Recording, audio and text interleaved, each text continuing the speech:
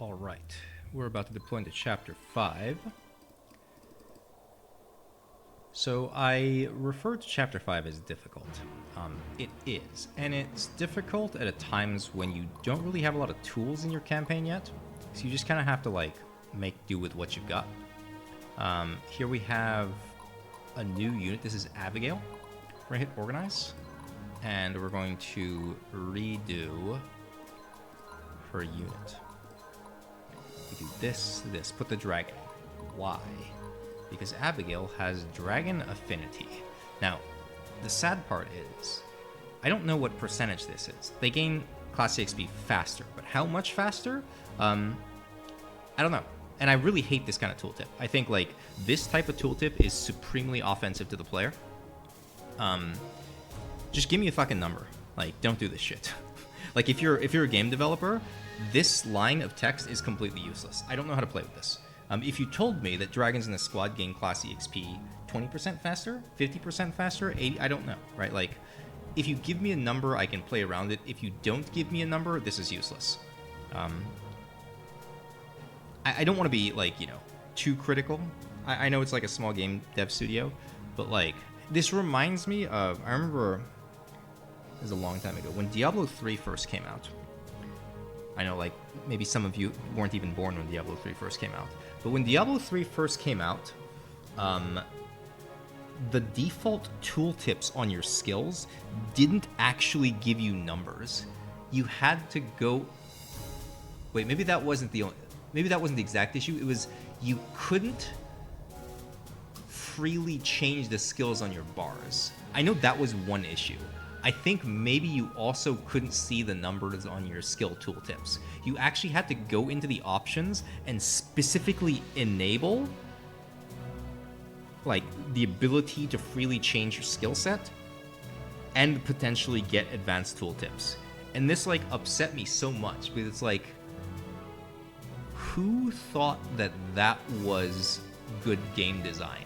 To literally lock the player into pre-built options and not by default give them the freedom to move their skills around, and then just, like, not give them appropriate tactical information in the tooltips. Like, first of all, you know, what kind of idiot manager, you know, told the devs to do that? Number two, like, how did that get through quality assurance? Like, I don't understand. Like, I mean, to be fair, you know, I think that was the dark decade of Blizzard Entertainment, and, well, I guess technically Activision Blizzard, but don't even get me started on that garbage. Anyway, so moral of the story is, if you're a game dev,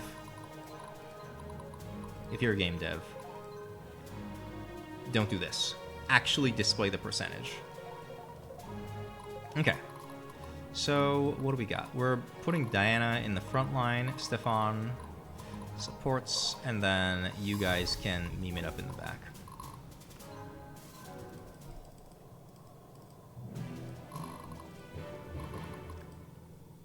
Okay, so you guys are both Cav melee. Oh, never mind. I almost... Well, I was about to say, I forgot to load up artifacts on my squads, but I don't have room for artifact. Ready. I had an unassuming book that I forgot to use on Diana. That's fine. I'll use it next chapter. You are hitting there. You're hitting here. Okay, this is fine. Bet you didn't see this one I must coming. not fail. For my people, for my homeland. I think I just want to go. No, actually, I'm gonna eat the hit with you. I love this part. We're here with Stefan, and I want to avoid that tile, right? Archer. Unless I just want to eat the archer shots with Lindley. Maybe that's actually better. So I'll eat the archer shots with Lindley, and you guys can follow behind.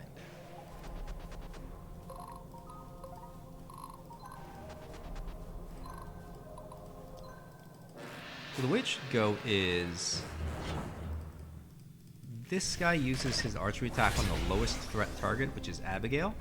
And this is good because like, in a squad that's mixed with daggers and bows, like, you'd like them to use their bow attack on you rather than walk up with daggers.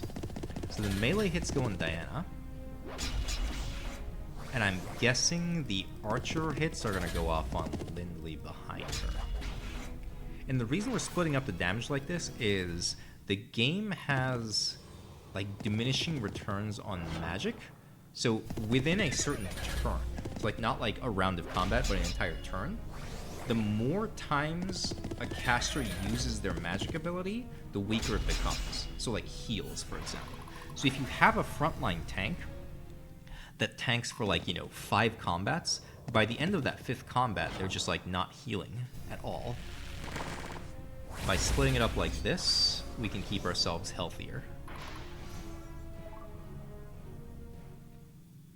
This is something I learned the hard way. Because once you pass, like, the first 1/3 of the game, like, you end up fighting a lot more just, like, volume of enemies. And so thinking about how you're going to distribute the aggro so that one squad just doesn't get rolled over becomes a lot more important. Alright. So Getting real thirsty here. Stefan can tank all of this, I think.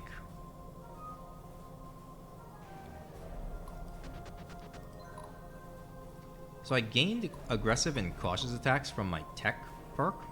And this is right, like, you do a little bit more damage with aggressive, but you take a lot more damage. And this persists all throughout your turn until the next turn. So when you're on defense between turns, like, you're going to take 35% more damage. But the opposite of this is cautious. You deal a little bit less damage, but you take 25% less damage. Super strong. We're going to be using cautious attack a lot. Like, to the point where I'm going to be overusing it, even in moments where, like, I probably don't have to. So that's all good. That's all good. Now, what I want to do here is I want to sneak in a... You have bows. You also have bows. Where am I needed? Ready. A paladin never surrenders. For my people, for my homeland. So you know what? Let's try this. I'm gonna slam you with a hammer and see how you respond.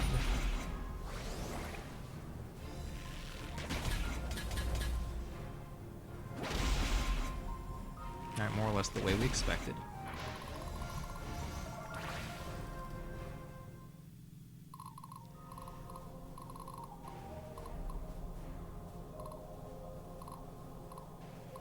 I must stay strong. Let's do this.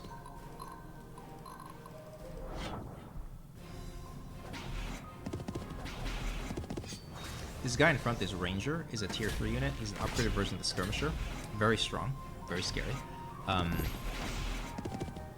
On his first attack, he does a crossbow shot, which has some armor penetration.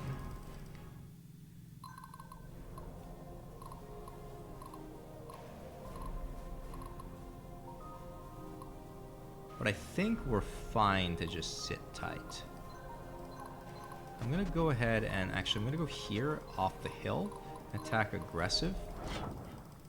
We're going to see if we can get the Ranger down. Perfect. Now, Lindley is super safe, but I can even make her extra safe by doing this.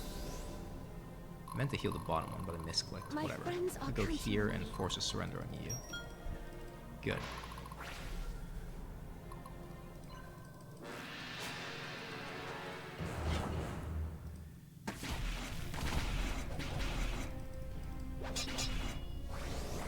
And this is with a cautious attack last turn.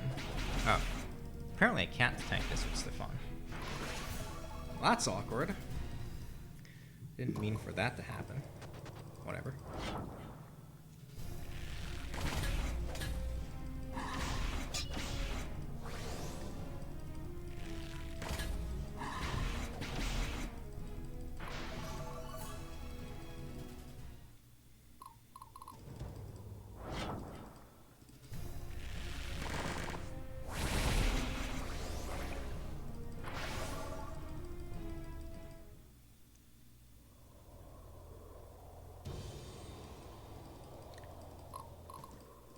So principally speaking, this is fine, because we have the temple. And the temple allows you to revive units for 100 gold a pop. So we're going to do that. Stefan's back in the fight. And how are we going to handle this? Battle lies before me.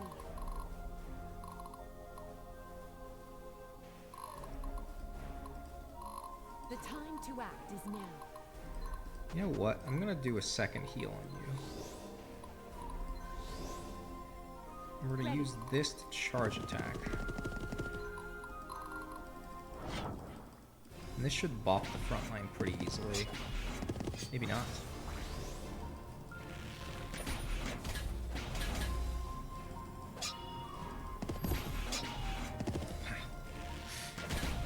We didn't kill any of them. Okay.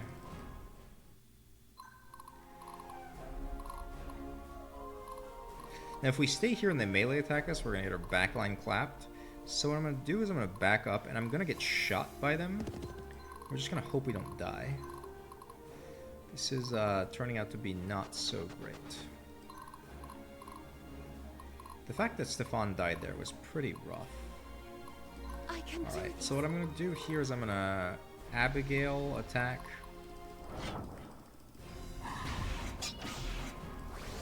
I'm going to eat a bunch of damage on Abigail's front line from this ranger.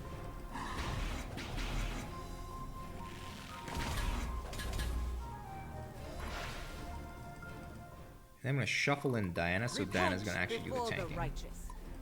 So we have, you know, a beefier front line. Abigail's cautious just because, like, after this guy dies, if the archers will attack Abigail. So I'm hoping Abigail lives through that. After a bit of a rough start, I think the tile Linleon is technically in range of the range attack from the dagger squad off to the right, if I remember correctly. If you can't tell, I played this mission a lot. Yeah. On my first, well, I did several like partial playthroughs until I eventually like got a playthrough where I just went through and beat the whole thing. I've done a lot of this mission. It's got the way I think about it, like in whatchamacallit, in like XCOM. It's like, you know, I've probably played the Van Dorn mission at least 100 times, but you know, I've only done Temple like 5 times. You know, it's I think you learn a lot about the game from replaying the early game and trying to optimize. Because in a lot of strategy games, right, like it's designed so that if you have a good early game, you can try to snowball that into the mid game and then snowball into the late game. And if you get behind early, you're just perpetually behind, like the whole campaign. And that's no fun. Well, some people call that fun, but...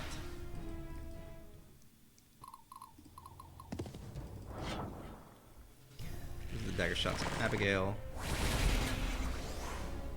Scary. Abigail might die from the next bow shot. Did I say dagger shot or archer shot? I can't remember what I said. Did they not act? Might have lost track. Okay, so the question is, what do we do with you? Bet you didn't see this one coming. I'm gonna go here. Take this attack. Collect some of it.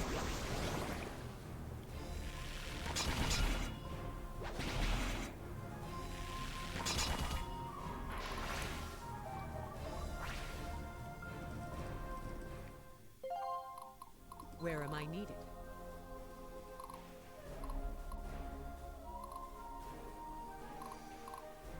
I can't leave this guy just hanging around. Too, yeah, because Diana people, can't for my homeland. aggro tank it or threat tank it.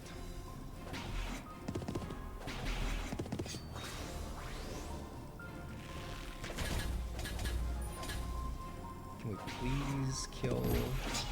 Okay. It's still 2 dagger attacks, but that's a lot better. You know what I might do?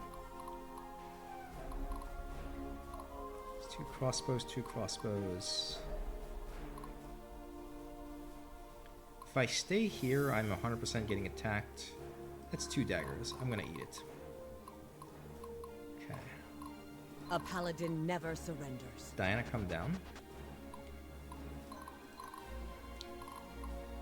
2 crossbows. Just gonna wait. 1, 2, 3. I'm gonna eat crossbow shot from you, which will pull the threat off Lindley. Can also just attack here.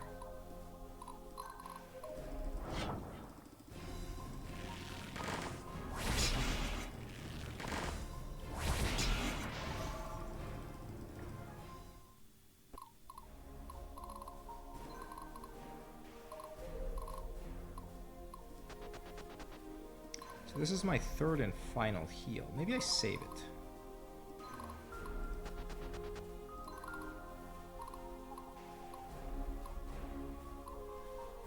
Currently what should happen is they should just shoot you. Okay, so if I step here, that's 1 fewer bow attack going off on Herman.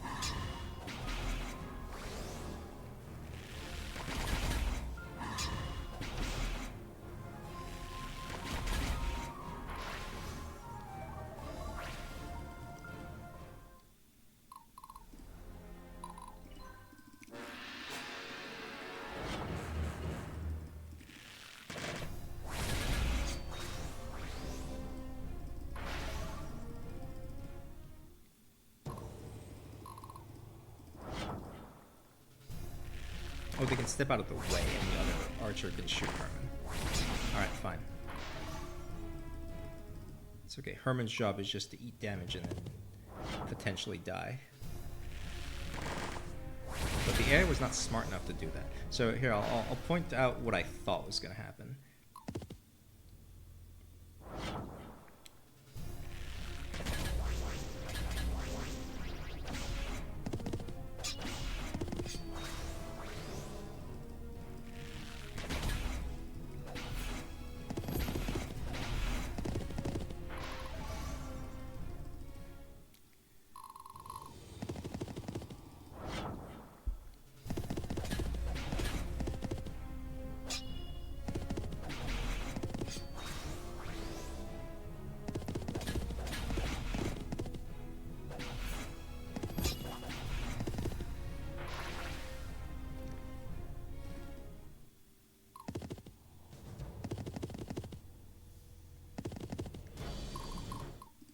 So I thought this guy was going to shoot and then back up, and this guy was going to step up and shoot. But evidently that did not happen. Turn 5. Is this a 13-turn mission? It's a 13-turn mission, okay. So, I love this part.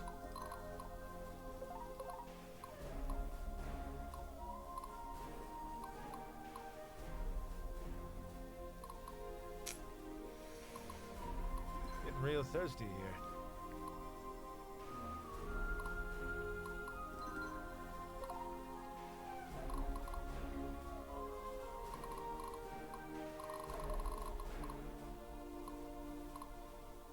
Donar be with us. let's do this first. Hit him with the good old hammer.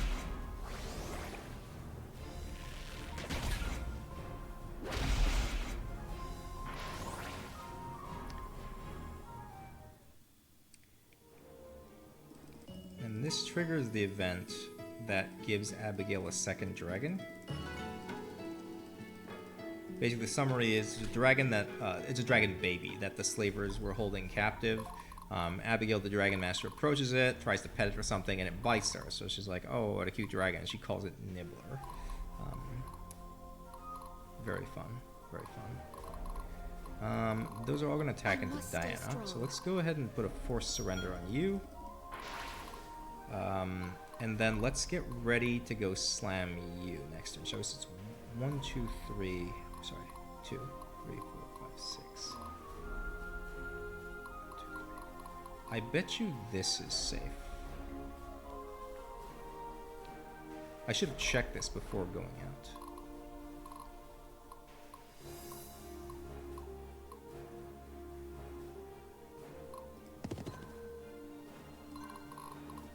Yes, okay, I counted correctly. So when it comes to here, okay.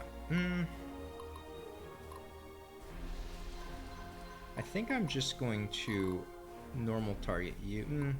Aggressive target you. Do a little bit of extra damage. See if we can get the kill on this. Got it. So that opens up this option. Did you need something?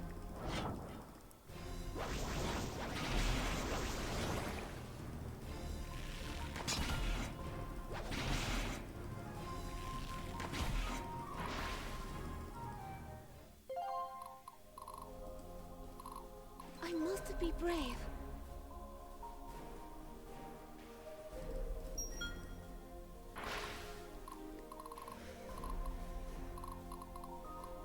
What I would like to happen is I want Stefan to make his way down here. And who captures these? Maybe Lindley does. Lindley can run down here, slam this, and then move her way up, grab these two. So Lindley gets this, and either Diana or Stefan grabs that.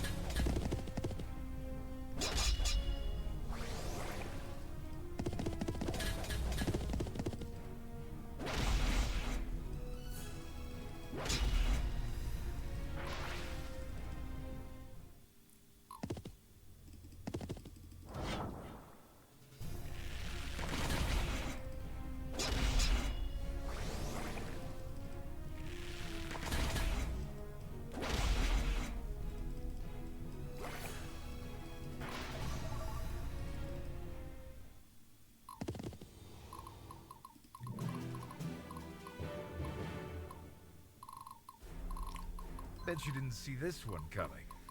I love this part. The battle lies before me.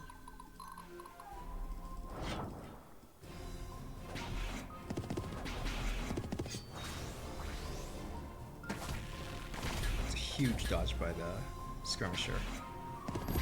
Because that was the crossbow shot, right? Beautiful, beautiful. Okay. So, let's hold this position. Actually, you know what? Here, let's do Repent this. before the righteous.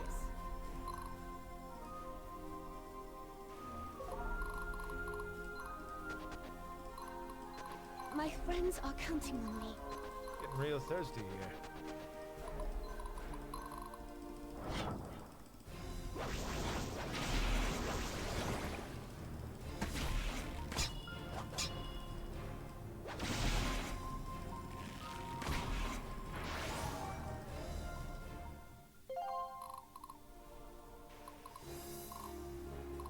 Where am I needed?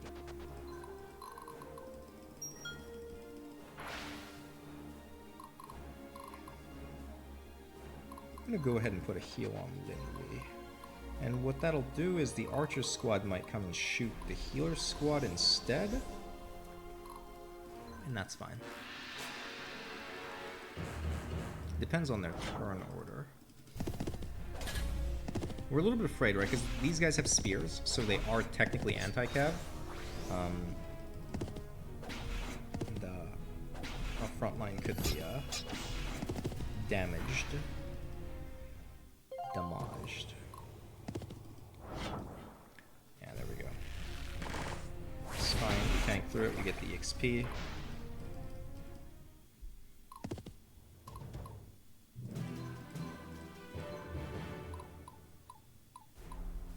Picked up 117 this mission. Not upset by that. Well, 117 on the back line, 42 on the front line. The time to act is now. Okay. Oh, So sorry. Did you need something? A paladin never do surrenders. this. Oh, I could have done a forced surrender, huh? Whoops. I gotta be better about that. I said Lindley was probably gonna come around this way.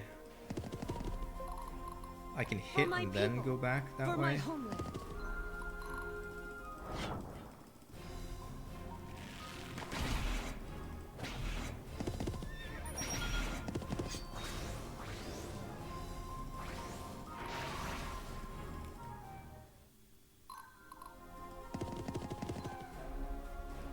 Bet you didn't see this one coming.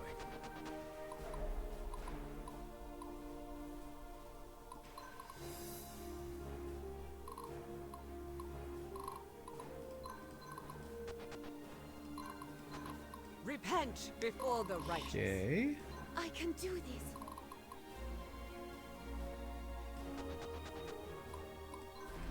Heal up just a little bit.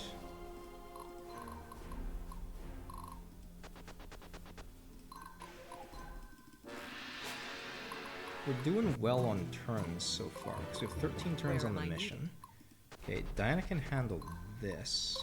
I love this But I part. kind of want Stefan to, or turn 8. I thought we were on turn 7. A paladin never surrenders. Getting real thirsty here. Oh, sorry. Did you need something? Yeah, okay. Donar be with us. We'll take this with Diana.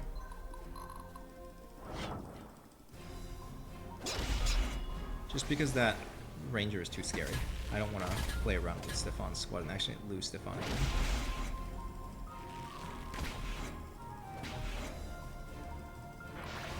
Okay.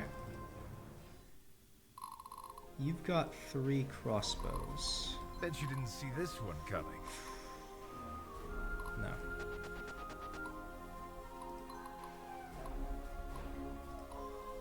Heal myself.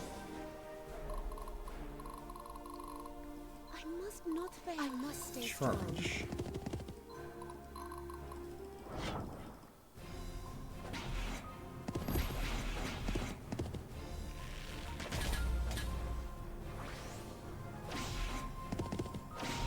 Good.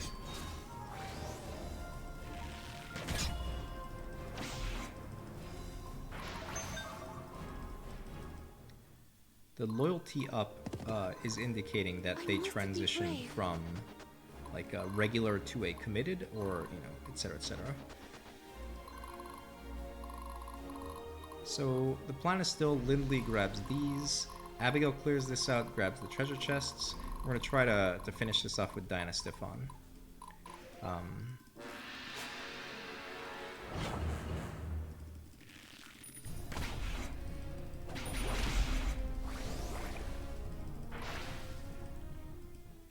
To do it pretty carefully, but we've got 4 turns. We're turn 9 right now. Repent before the So righteous. we go. Diana is fearless. I love this part. I want money. Where though. am I needed? Getting real thirsty If here. I go here, actually, here, let's do this. We're gonna cautious attack in, because we got killed when we were on defense, not when we were on offense.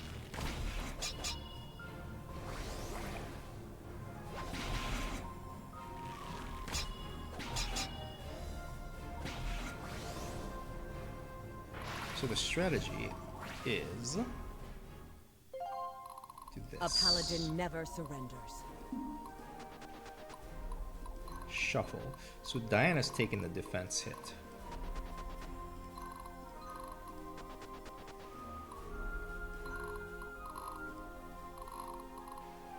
My friends are counting on me. Take this for surrender.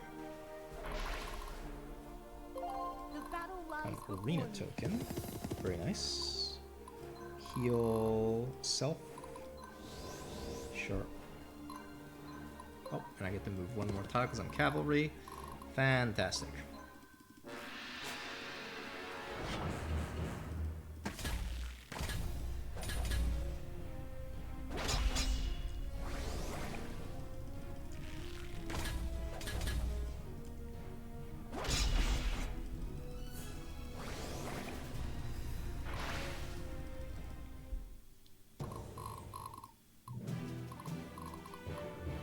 Shattered.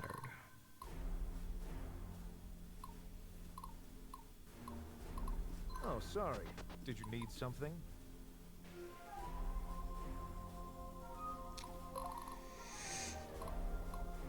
Bet you didn't see this one coming. I'm going to attack in here. And the goal is I'm trying to destroy their backline archers. Didn't actually destroy their backline archers. Ugh.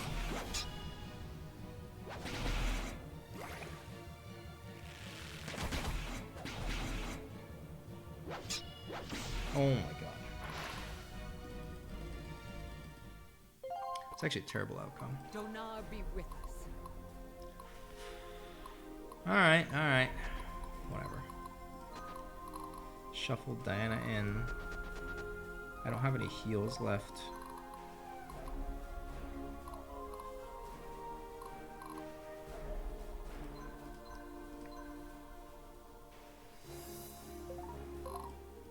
I can do this. The time to act is now. So the issue with this squad, right, is they're just like, there's not a lot that you can have in your barracks that handles this kind of threat. It's 2 rangers in the front, so we're already afraid of like 1 ranger in the front, right? This is now 2. Plus it's a champion, isn't it? Yeah, and this champion hits 1 unit twice. So it's like, you know, I have Stefan solo tanking the front line. Getting real thirsty. But like nobody other than Stefan has any hope. Right, so the reason I did what I just did was the gorilla, when you're on offense, you have bonus evasion. So like Stefan has the best chance to actually dodge tank the champion, but he just didn't. He got hit by everything and he died. So like, what do you do now, right? Like, there's just not much you can do.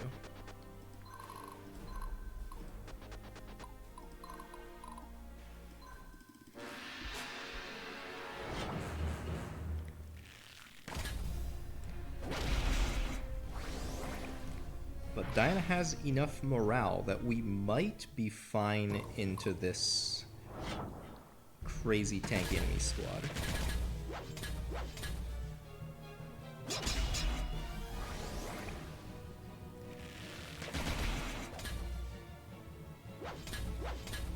Alright, our front line barely lives.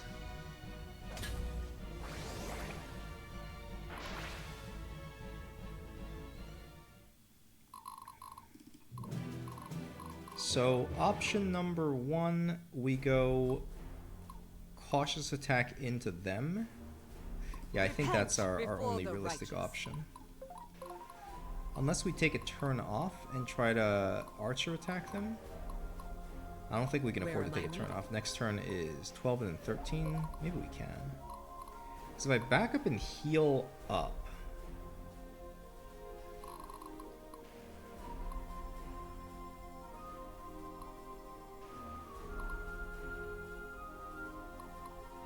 I can just straight up sacrifice Stefan's squad, step them up, and then try to assassinate their back. No, A paladin we're just going never in. surrenders. I think we have to. Because otherwise, like, we don't have enough units that can do damage to the champion.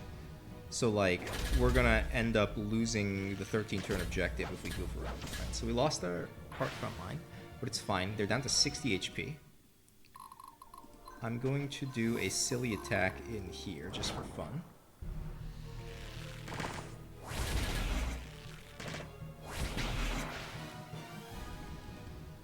Sadly, it gave them a morale bonus because they did more damage than I could. Ready. There's Sunstones, real big. Or Sunstone I was trying to buy for like 2,200 and they side against it. So that's like, I've effectively picked up 6,500 gold or so worth of Sunstone.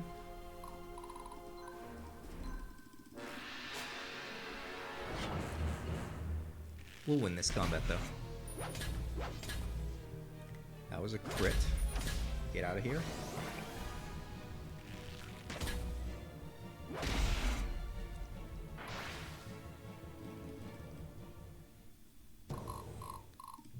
Okay, so we collected everything and we're giving this to Diana. Donar be with us. And we beat the mission. Not pretty, but we did it.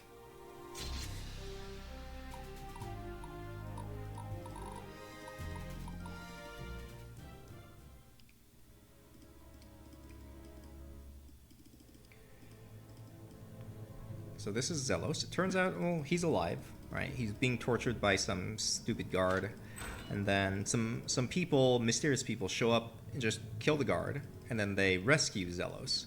And out of the mysterious people who show up, the leader of the mysterious people, wearing a top hat and a brown suit, refers to himself as Edmund Pendergast, the financier. And we will see more of Edmund Pendergast, but it will be quite a number of chapters before he makes a reappearance.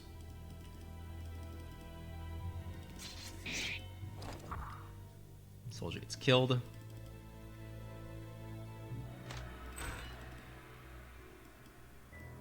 Here is Edmund Pendergast.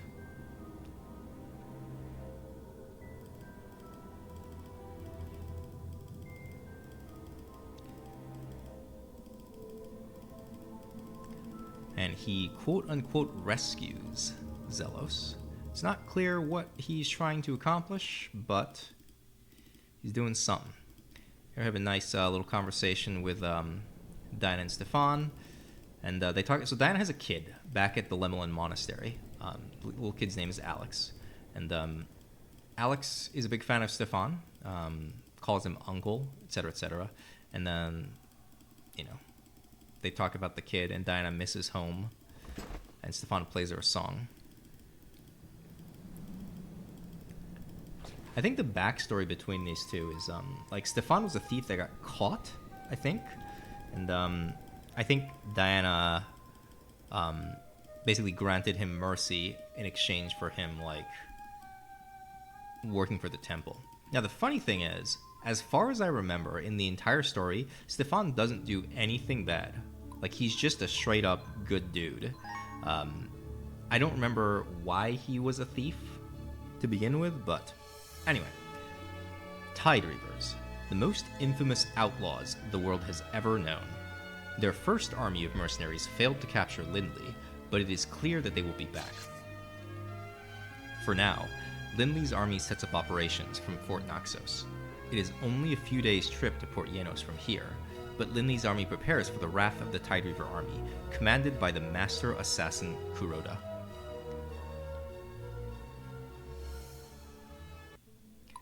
Alright.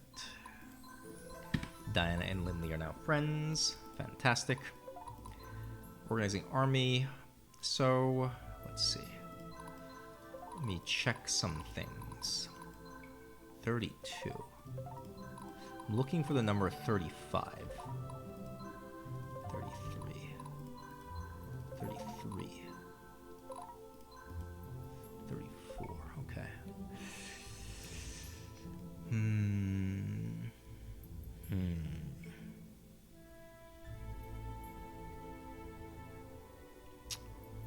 Okay.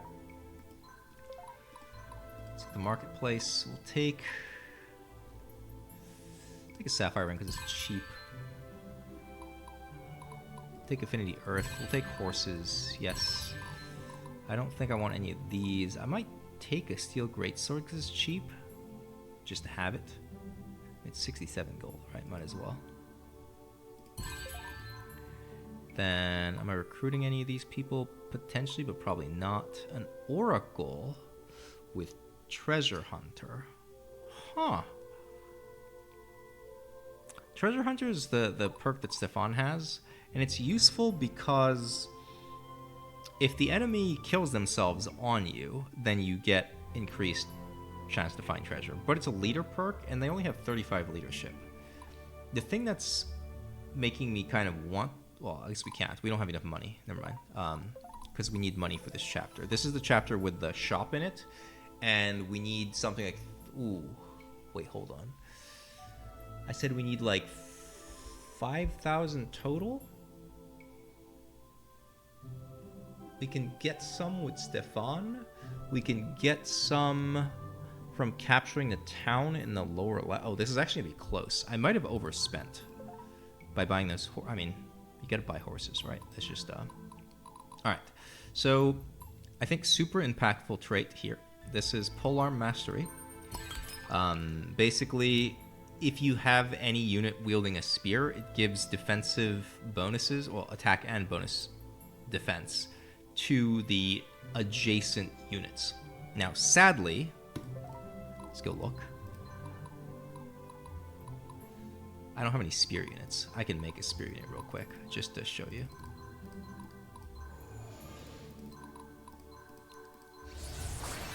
Alright. Unit status. Polearm Warrior. Oh. Well. See, this one says the percentage. That's nice. But this is a separate perk. So on top of this, we get this Polearm Mastery. Now, unfortunately, right, this happens everywhere in this game. It just says bonus attack and defense. I don't know what percent. So I can't make any real strategic decision. It's just like my experience is that having this makes you tankier in a noticeable way. So I'm going to take it. But I absolutely hate the fact that this doesn't have numbers on it. Just, I'm seething right now. Okay. This perk is pretty necessary. I'm going to grab this. This allows you to have 2 artifacts per squad. And these are all kind of impactful.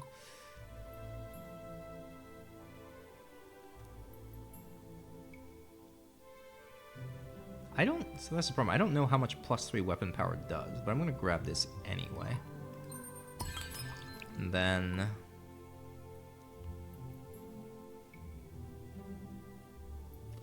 I can't think of a time when this matters. In which chapter? When do you fight next to a base? I guess it matters when you run up and capture like a village and you're sitting on the village on your defensive turn that you just captured and they attack into you and you get a morale bonus. Sure. I'm gonna do this. Then I'm gonna do this. Alright. I'm just grabbing all the stuff in here because I want this as fast as I can. Alright, organize the army. Diana, so we have 4 gems, so we can do some unit upgrades. Let's go ahead and grab a priestess here.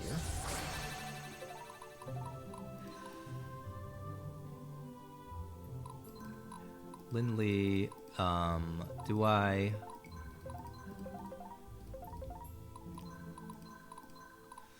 So the question is, do I want to keep Stefan as this stupidly tanky squad? And I think the answer is yes.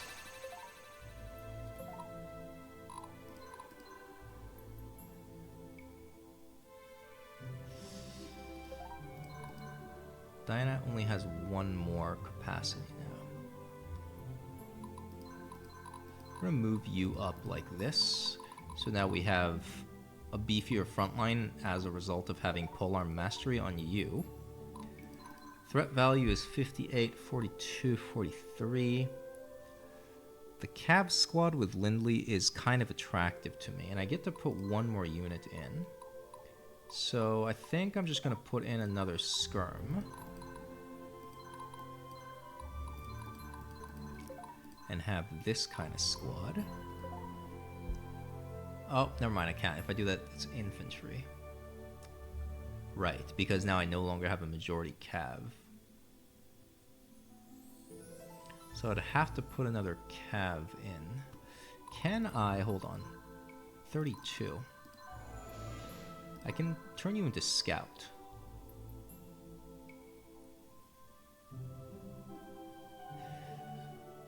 This is potentially the play.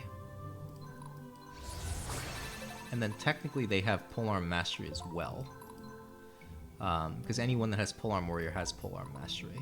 So then they give bonuses to their buddies. I think I'm going to go with that. Now, artifacts. I can wear a Cyanide Warpike. I cannot wear a Donari Armor yet.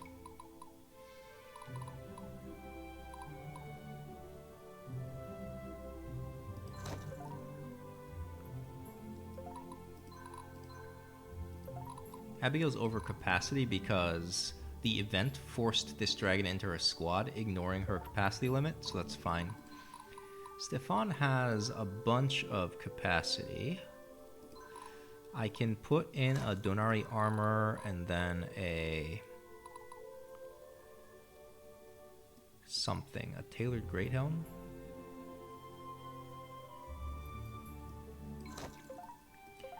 Okay.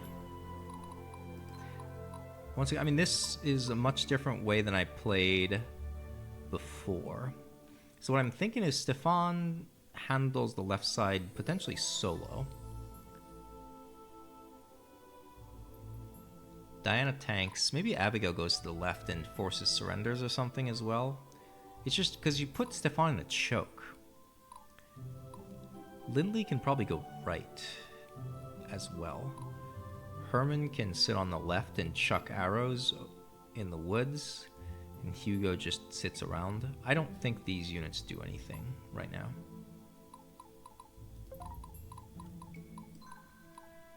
Yeah. Okay. And I'm not recruiting anybody because I don't have money.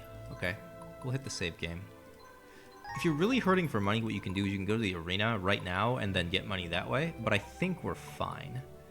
I guess we'll find out the hard way. But in any case, it's been a pleasure. Thanks for tuning in, and I'll see some of you next time. Peace.